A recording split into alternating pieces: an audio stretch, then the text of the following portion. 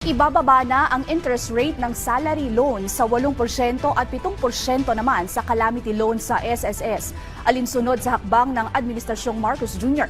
na maibsan kahit papaano ang iniinda ng mga SSS members. Yan ang balitang pambansa ni Rizel Insigne ng IBC 13. Nais natin tiyakin ang inyong kapakanan, hindi lamang sa ngayon kundi sa pangmatagalan. Ito ang adhikain ng Pangulo para sa mga Pilipino, kaya patuloy na pinapalawak ang mga serbisyo na magbibigay seguridad sa mga Pilipino sa panahon ng pangangailangan. Sa Hulyo kasi, pabababain na ang interest rates ng Social Security System sa kanilang mga loans, kung saan 8% na lang para sa salary loans at 7% naman para sa calamity loans na dating parehong 10%.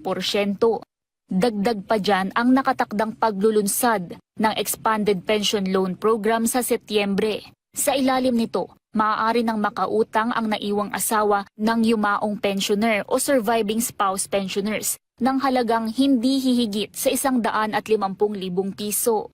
Malaking tulong naman ito para sa katulad ni Elaine na nangangarap ding mag-loan sa SSS. Maganda po, malaking ginhawain para sa mga na gustong mag-loan. Opo, nakatulad ko rin. Nangangarap din ako mag-loan.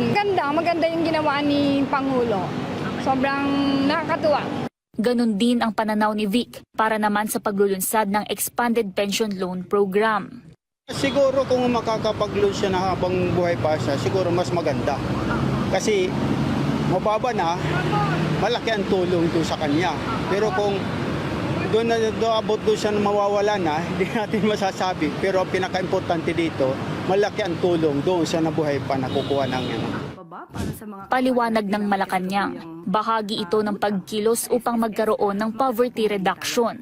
Para po kahit po yung kanilang kinikita o yung kanilang konting savings para maibayad ay mababawasan yung kanilang pagbabayad sa kanilang mga utang dahil liliit po ang interes.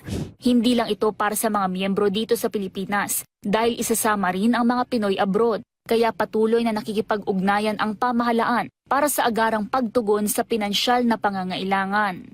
Mula sa IBC 13, Rizel Insigne para sa Balitang Pambansa.